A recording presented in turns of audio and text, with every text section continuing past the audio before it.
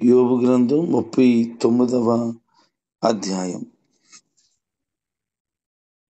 దేవుడు యోబుతోనూ తన స్నేహితులతోనూ మాట్లాడుట ప్రారంభించి కంటిన్యూ చేస్తూ ఉన్నారు. వారిని ప్రశ్నలు అడుగుతున్నారు. స్వయంగా దేవుడే స్వరం ద్వారా వారితో మాట్లాడుతూ వారికి కొన్ని ప్రశ్నలు వేస్తూ దేవుని యొక్క గొప్పతనాన్ని, దేవుని యొక్క ఔన్నత్యాన్ని వారికి వివరిస్తూ ఉన్నారు. ఈ యొక్క అధ్యాయంలో దేవుడు ప్రపంచంలో ఉన్న ప్రతిదానిని ఎంత జాగ్రత్తగా చూస్తున్నారో, ఎలాగున కనిపెడుతున్నారో, జంతువులను కానీ పక్షులను కానీ ప్రాకేటువంటి పురుగులను కానీ వాటన్నిటినీ చక్కగా బ్రతికించుట కొరకు జ్ఞానంతోనూ నైపుణ్యతతోనూ చూసుకుంటున్న పరిస్థితులు స్వయంగా దేవుడే వివరిస్తూ ఉన్నాడు. ప్రపంచంలో ప్రస్తుతం దాదాపుగా 830 కోట్ల మంది కంటే ఎక్కువ జనాభా ఉన్నారు. వారు ఓటు లెక్కలోకి వచ్చిన వారు. మరి మిగిలిన చిన్నపిల్లలు, లేకపోతే యవనంలోనికి అడుగు పెట్టిన వారు, ఇలాగ చూస్తే కొన్ని కోట్లు జనాభా ఉంది ఈ ప్రపంచంలో.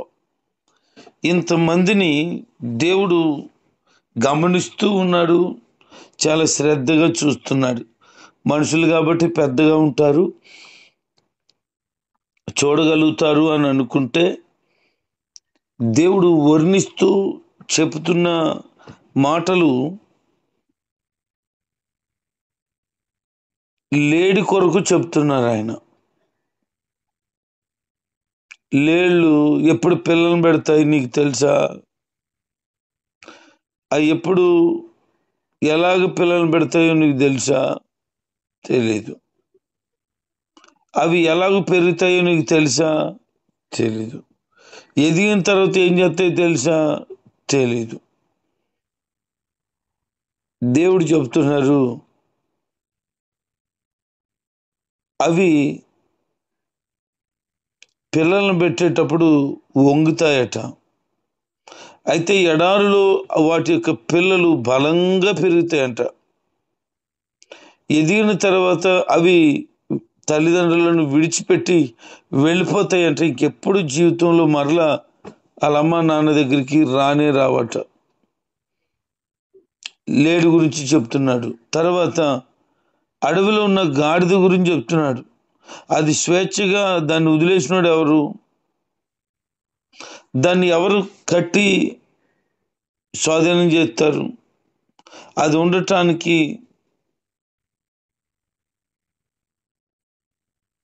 ఉప్పు ఉండేటువంటి ఏరియాలో అది నివాసాలు పెట్టుకుంటుంది. దాన్ని ఎవరైనా భద్రపరుచుకొని చక్కగా వినియోగించుకుంటారా అంటూ అడవి గాడిదల కొరకు చెప్తున్నాడు. అది పర్వతాల మీద ఉంటుంది, ఎక్కడెక్కడో తిరుగుతూ తన ఆహారాన్ని సిద్ధం చేసుకుంటుంది అంటున్నాడు. తర్వాత గురుబోతుల గురించి చెప్తున్నాడు. ఇలాగున అడవిలో ఉన్నటువంటి నిప్పుకోళ్ళు గురించి కూడా చెప్తున్నాడు. అంటే ఎందుకు ఈ జంతువుల గురించి, ఈ పక్షుల గురించి దేవుడు చెప్పాలి? చాలా అవసరత ఉంది.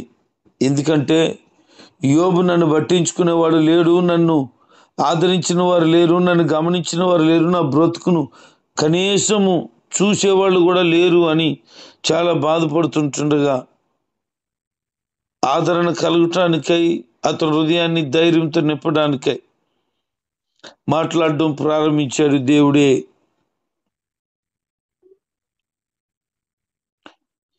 ఈ భూమి మీద ఉన్నటువంటి ప్రతి జీవరాశిని ఎంతో శ్రద్ధగా చూస్తున్నప్పుడు మానవుల విషయమై ఆయనకి ఎంత శ్రద్ధ చూపిస్తాడో మనం అర్థం చేసుకోగలుగుతాం. సృష్టికర్త అయినటువంటి దేవుడు ఈ సృష్టిలో ఉన్నటువంటి నిర్మాణాలను, ఈ సృష్టిలో ఉన్నటువంటి జంతువులను, పక్షులను, మనుషులను ఇంత బాగా పట్టించుకుంటున్నాడా?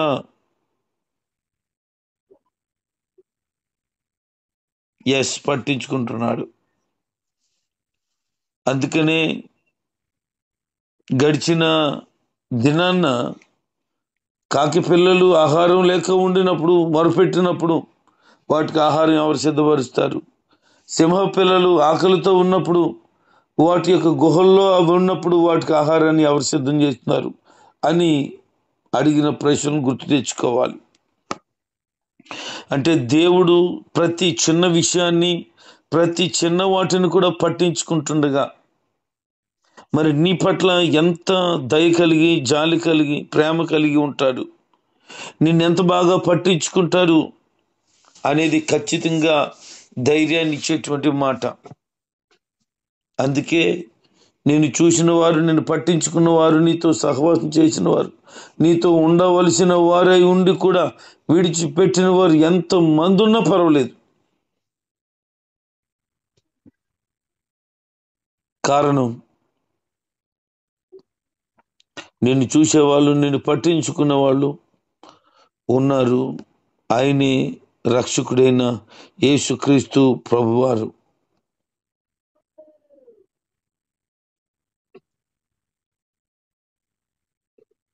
దేవుని యొక్క సృష్టిని చూసినప్పుడు దేవుడు ఆనందిస్తూ ఉన్నాడు, నేను ఎంత అద్భుతంగా దీనిని చేశాను అని. అందుకని ఆదికాండం 1:31 చదివితే మనకు ఆ మాట కనపడుతుంది. దేవుడు చేసిన సమస్తాన్ని చూసినప్పుడు మంచిదిగా ఉండెను. అంటే దేవుడు చేసిన సృష్టిని ఆయనే చూసుకుంటున్నాడు, ఆనందిస్తున్నాడు. ఆయన చేసిన ప్రతిదీ బాగుందట. 104:31 కూడా అదే మాట కనపడుతుంది. ఆయన చేసిన పనిని బట్టి దేవునికి ఆనందం కలిగిందట. దేవుడు ఏదైతే సృష్టిలో చేశాడో, సృష్టి అంతా కూడా చూసినప్పుడు దేవునికి ఆనందం కలుగుతుంది. ఓ పాట ఉండేది ఇంతకు ముందు, సృష్టిని చూడయ్యో అది ఎంతో బాగుంది, ఎవరు చేసిరి, ఎలా చేసిరి, సూర్యుని చూడు, చంద్రుని చూడు, ఆకాశంలో ఉన్న తారలను చూడు, ఎవరు చేసిరి, అది ఎలా కలిగెను, అది చిత్రం చిత్రం చిత్రం చిత్రం, ఎంతో చిత్రము, అది ఎంతో విచిత్రం. నిజమే, ఈ సృష్టిని చూసినప్పుడు ఎంత అందంగా ఉందండి. సూర్యుడు పగలు, రాత్రి చంద్రుడు, వెలుగునివ్వడానికి నక్షత్రాలు, ఈ చూడ ముచ్చటైనటువంటి అద్భుతమైన విశ్వము గదు. ఈ ప్రపంచంలో ఎన్ని వింతలున్నాయి, ఎన్ని రకాలైనటువంటి చూడదగిన ప్రదేశాలు ఉన్నాయి. ఇంత అద్భుతంగా, ఇంత అందంగా దేవుడు ఈ భూమిని నిర్మించాడు. రకరకాలైనటువంటి పక్షులు, కొన్ని పక్షులను చూస్తే, ఎప్పుడు చూడని పక్షులను చూస్తే చాలా ఆశ్చర్యం అనిపిస్తుంది. కొన్ని వేల రకాలు ఉన్నాయి. చేపలట 3500 పైచిలుకు రకాలైన చేపలు. సముద్రంలో ఉన్నటువంటి వాటిని చూసినప్పుడు కూడా ఎంతో అందమే. ఈ భూమి మీద జంతువులు ఉన్నాయి, రకరకాలైన జంతువులు, తెలిసిన కొన్ని, తెలియనివి అనేకమైన ఉన్నాయి. వాటిని చూసినప్పుడు ఎంత అద్భుతమో. ప్రతిదాన్ని దేవుడే కలుగు చేశాడు ఈ సృష్టిలో, అవసరమని, అందమని, ఆనందమని, మనం వాటితో ఉండగలుగుతున్నామని. ఎంత శ్రద్ధ చూపిస్తున్నాడో ఈరోజు నువ్వు గమనించాలి. ఎవరు నిన్ను పట్టించుకోలేదు, ఎవరు నిన్ను చూడలేదు, ఎవరికి నేను అవసరం లేదు అని నువ్వు భావిస్తూ ఉంటే, నా ప్రభు నిన్ను పట్టించుకుంటున్నాడు, నీ పట్ల శ్రద్ధ చూపిస్తున్నాడు, నీ కుటుంబాన్ని పట్టించుకున్నాడు, నీ కుటుంబంలో ఖచ్చితంగా గొప్ప కార్యాన్ని, మేలుని చేస్తాడు. అందుకే యోబు ధైర్యం మనం అర్థం చేసుకోగలుగుతాం. ఆయన ఈ సృష్టి అంతా చూసుకుని ఆయన మురిసిపోతున్నాడట. ఒక పక్షి గురించి చెప్తున్నాడు, దాని పేరు నిప్పుకోడి. అది సంతోషంగా రెక్కలాడిస్తుందట, చాలా హ్యాపీగా ఉంటుందట. గుడ్లేమో దారిలో పెడుతుందట. ఏ జంతువులైనా ఏ పక్షులైనా వచ్చి దాని యొక్క గుడ్లను తొక్కేత్తదేమోనని చింత ఉండదట, అసలు బాధపడదంటది. తన పిల్లలు గుడ్లలోంచి బయటకు వచ్చిన తర్వాత నాకు సంబంధం లేదన్నట్టు బతుకుతుందంట. ఒకవేళ గుడ్లుగా ఉన్నప్పుడు దారిలో ఏ పులో ఏ సింహమో వెళుతూ వాటిని తినేసినా తొక్కేసినా పట్టించుకోదు. ఇది అలా ఏది చూడలేదు, పట్టించుకోలేదు. ఆ గుడ్లు పగిలాయి, పిల్లలు బయటికి వచ్చాయి. తనకు సంబంధం లేదు పోషించడానికి, నాకెందుకు అన్నట్లు ఉంటుందంటది నిప్పుకోడి. అది ఇంకెలాంటిది అంటే గుర్రపు రౌతులను కూడా ఎదిరింతదంట నిప్పుకోడి, అంత పౌరుషం దానికి. దేవుడు చేసినటువంటి పక్షి జాతుల్లో చింత లేనిది నిప్పుకోడి. అయితే ఎందుకు చింత లేదు దానికి? దేవుడున్నాడు, చూసుకుంటాడు. దేవుడున్నాడు, పట్టించుకుంటాడు. దేవుడున్నాడు, పోషిస్తాడు. దేవుడున్నాడు, అన్నీ ఆయనకి తెలిసిలే, నాకెందుకులే అనే భారం దేవుడు ఏం పాడేసింది అది. మరి దేవుని బిడ్డగా, ఒక మనిషిగా నీ జీవితంలో ఉన్నటువంటి పరిస్థితులను బట్టి ఎందుకు చింతిస్తున్నావు? ఎందుకు కలత చెందుతున్నావు? చింతలన్నీ తీర్చేటువంటి యేసు ప్రభువారు నీకు ఉంటుండగా ఇంకా నువ్వు చింతించుట న్యాయం అంటావా? నీ గురించి సమస్తాన్ని పట్టించుకుంటానంటున్నాడు. 1 పేతురు 5వ అధ్యాయం 7వ వచనంలో చెప్తున్నాడు, నీ చింత యావత్తు నేను భరిస్తున్నాను కదా, నీకెందుకు ఆ చింత? నువ్వు దేని గురించి చింతించిన అవసరం పని లేదు. ఎందుకంటే సమస్తాన్ని చూసుకునే దేవునికి నిన్ను నువ్వు అప్పగించుకుంటే ధైర్యంగా ఉంటావు.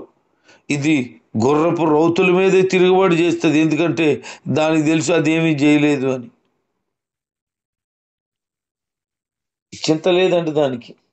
మరి నీకంటే నిప్పుకోడే బెటర్ ఏమో.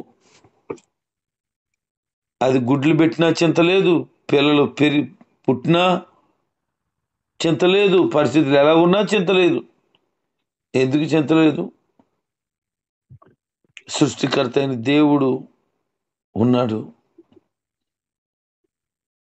నా జీవితాన్ని ఖచ్చితంగా క్షేమంలోనికి నడిపిస్తాడు అనే ఒక నిరీక్షణ, అనే ఒక ధైర్యాన్ని నీ గుండెల నిండా నింపేసుకో ఈ రోజున.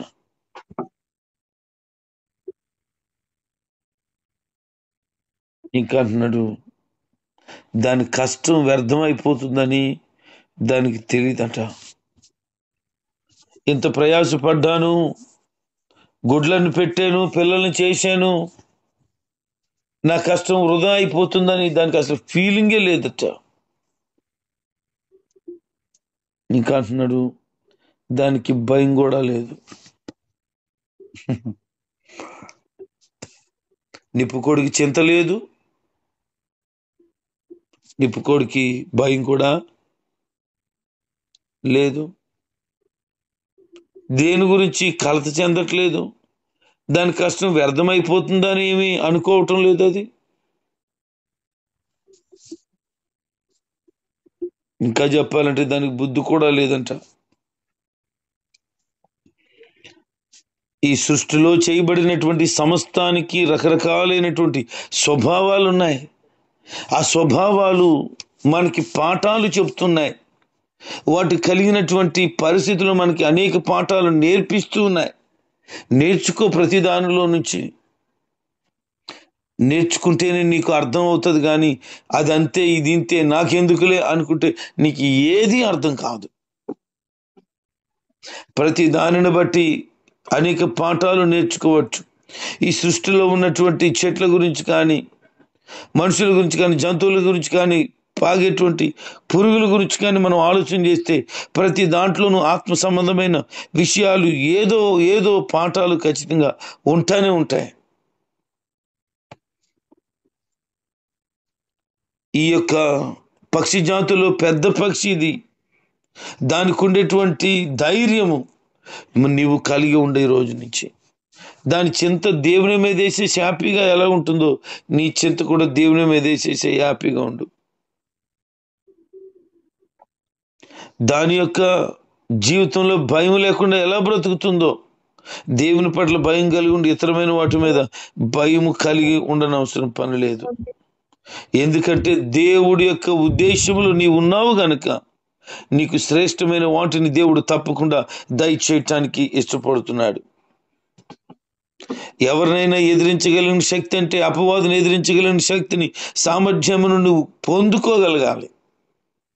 అలా ఉండగలిగితే దేవుడు నిన్ను బట్టి ఎంతో సంతోషించబోతున్నాడు.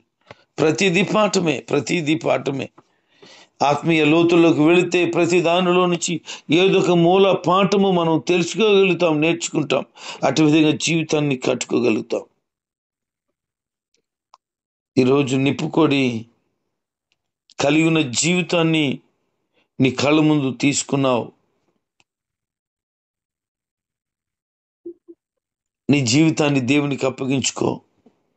బహుశ్రద్ధగా నీ పట్ల శ్రద్ధ వహిస్తున్న దేవునికి కృతజ్ఞత కలిగి ఉండి ముందుకు సాగిపో. ఆయన నీతో ఉంటాడు, నీకు సహాయం చేస్తాడు, నీకు క్షేమాన్ని కలుగు చేస్తాడు. పక్షిరాజు గురించి చెప్తున్నాడు, అది దేవునికి లోబడుతుందట.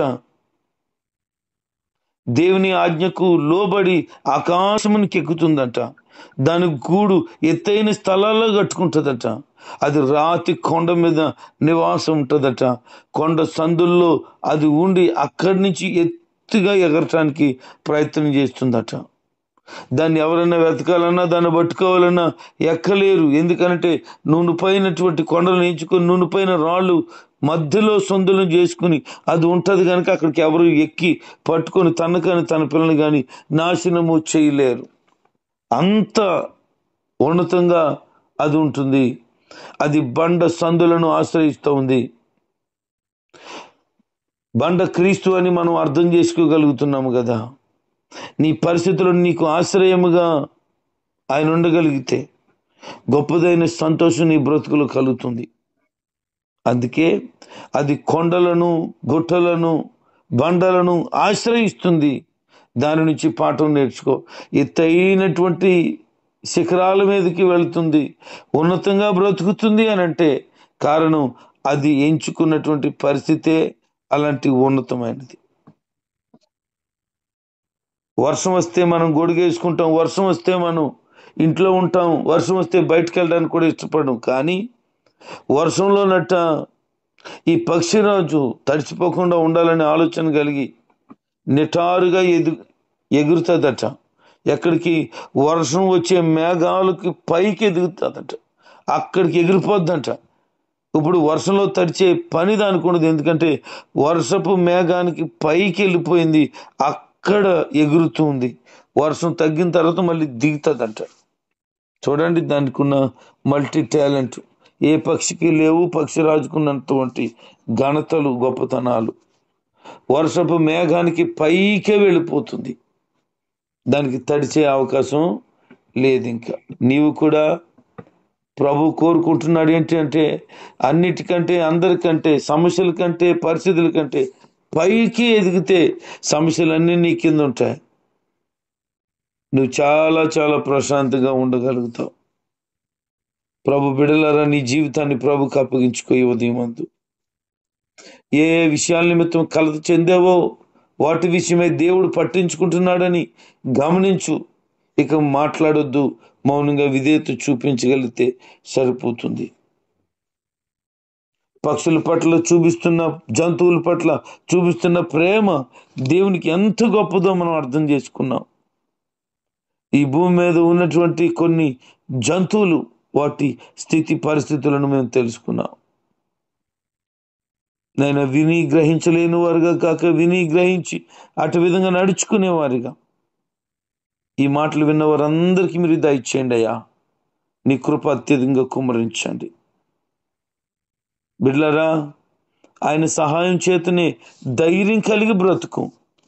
నీ జీవితాన్ని పక్షిరాజు కంటే ఉన్నతంగా ఎదిగించుకో. అట్టి కృప, అట్టి దీవెన, అట్టి సహాయము ప్రభు ఎల్లవేళలా అనుగ్రహించి ఎదురు లేని వ్యక్తివై, చింత లేని వ్యక్తివై, భయం లేని వ్యక్తివై, బెంగతో కలతతో నింపబడిన వ్యక్తివై ఉండక బహుధైర్యం కలిగి ఇతరులకు మాదిరై, ఇతరులకి ఆదర్శమై నా ప్రభు నిన్ను వెలిగించి దీవించి నడిపించి హెచ్చించునుగాక. ఆమేన్.